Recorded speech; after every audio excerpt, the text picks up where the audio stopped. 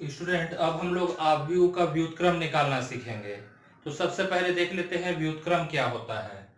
जैसे देखिए, अगर दो संख्याओं का गुणनफल, एक संख्या x है एक संख्या y है, दोनों का गुणनफल 1 है, तो हम कह सकते हैं कि x y का या y x का व्युत्क्रम है।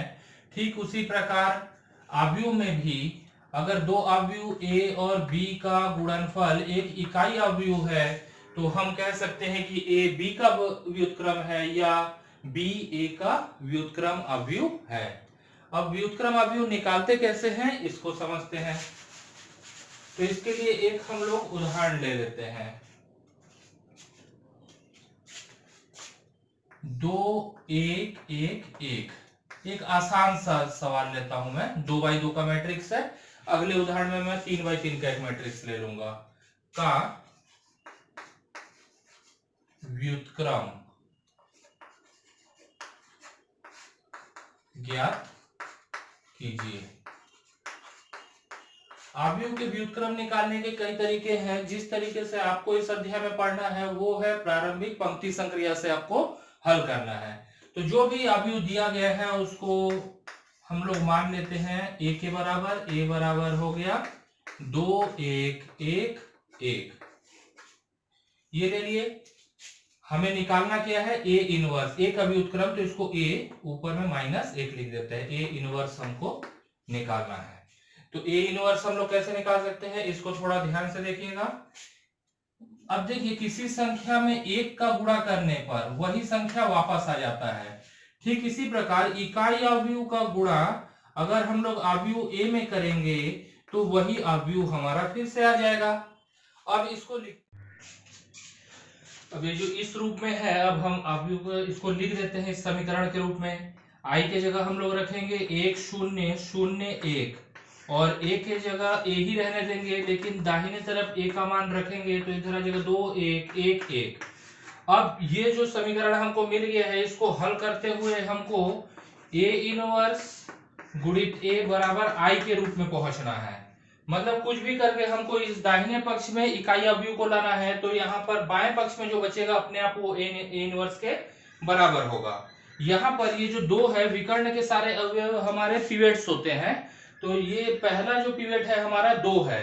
इस 2 की सहायता से इसके नीचे जितने भी संख्या आएंगे, तो एक ही संख्या है, इसको हमको 0 बनाना है। और यहाँ पर जो आपको जिस तरीके से हल करना है इस अध्याय में, आप हल करोगे प्रारंभिक पंक्ति संक्रिया से। तो यहाँ पर मेरे को पंक्ति 2 में 1 की जगह 0 लाना है, तो जो भी परिवर्तन होगा पंक्ति 2 में होगा, इसलिए मैं R2 लिखता हूं। R2 में परिवर्तन कैसा होगा, 2 में R2 का गुणा करेंगे और R1 के संगत अवयव को इससे घटा देंगे। तो यहाँ पर हम लोग लिख सकते हैं 1 0 a बराबर यहाँ पर आ जाएगा 2 1 आ जाएगा। लेकिन अब पंक्ति 2 को नहीं लिखे हैं क्योंकि पंक्ति 2 में संक्रिया होना है। पंक्ति 2 में यहाँ पर है 0 0 में 2 का गुणा हुआ तो 0 ही आया। 0 से 1 घटा तो यहाँ कितना आ गया, -1। फिर यहाँ पर है 1 1 में 2 का गुणा किए तो 2 आया। 2 में से 0 घटा तो कितना हो गया, 2। समझ में मेरे ख्याल से आपको आ रहा होगा। अब देखिए यहाँ पर पंक्ति 2 का अवयव क्या है, 1 1 में किसका गुणा करेंगे, 2 का। यहाँ पर आ गया 2। इसका संगत अवयव क्या है पंक्ति 1 में, 2। तो 2 में से 2 गया तो कितना बचा, 0। अब यहाँ पर देखिए 2 1 कम 2, 2 में से 1 घटा तो यहाँ कितना आ गया, 1। ये हो गया। अब थोड़ा सा और बचा है। बचा क्या है कि अब हमको ये जो 1 है, ये हमारा दूसरा पिवट है, इसके ऊपर जो 1 है इसको 0 बनाना है। इसके लिए बड़ा आसान है। अब जो हम परिवर्तन करेंगे वो पंक्ति 1 में होगा और हम लोग पंक्ति 1 के अवयव में से पंक्ति 2 के संगत अवयव को घटा देंगे। तो यहां पर आ जाएगा 1 में से एक -1 घट रहा है, तो यहां पर कितना बच जाएगा, 2। यहां पर 0 में से 2 घटेगा तो कितना आ जाएगा, -2। यहां पर आ जाएगा -1 2 a बराबर। अब 2 में से 0 घटा तो 2 ही आएगा, 1 में से 1 घटा तो 0 आएगा और यहां पर आ जाएगा 0 1। अब आप देख सकते हो कि आपके दाहिने तरफ लगभग इकाई अवयव आ गया। बस इस 2 की जगह अगर 1 होता तो आपका इकाई अवयव मिल जाता दाहिने तरफ। तो अब जो हम लोग परिवर्तन करेंगे वो पंक्ति 1 में ही करेंगे फिर से, लेकिन इस बार पंक्ति 1 के सभी संगत अवयव में 2 का भाग दे देंगे।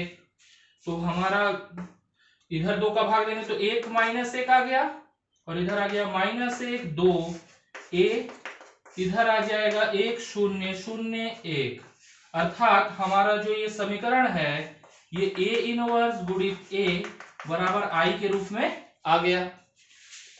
तो a इनवर्स का मान कितने के बराबर हो रहा है? a इनवर्स का मान हो जा रहा है 1 माइनस 1 2 के बराबर, और a का मान हमारे किसके बराबर था? a का मान था 2 1 1 1। तो इस तरीके से हम लोग किसी भी आव्यूह का व्युत्क्रम निकाल सकते हैं।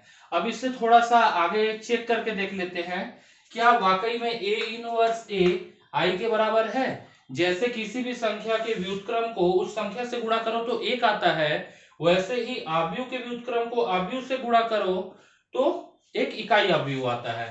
तो चलिए a इनवर्स हमने निकाल लिया, a भी हमारे पास है, सिंपल सा गुणा ही करके देखना है कि इकाई अवयव आता है कि नहीं।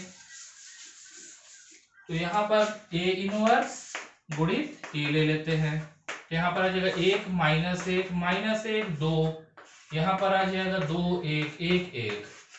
तो प्रथम पंक्ति प्रथम स्तंभ का गुणा करेंगे तो यहाँ पर आ जाएगा 1 दूना 2 माइनस 1 प्लस 1, तो यहाँ पर आ जाएगा माइनस 1। फिर प्रथम पंक्ति द्वितीय स्तंभ 1 एकम 1 माइनस 1 प्लस 1 का गुणा होगा तो माइनस 1। फिर यहाँ पर आ जाएगा माइनस 2 प्लस 2, यहाँ पर आ जाएगा प्रथम पंक्ति द्वितीय पंक्ति द्वितीय स्तंभ माइनस 1 प्लस 2। तो यहाँ पर आप देख सकते हैं आ रहा है 1 0 0 1, हमारा इकाई अवयव आ रहा है।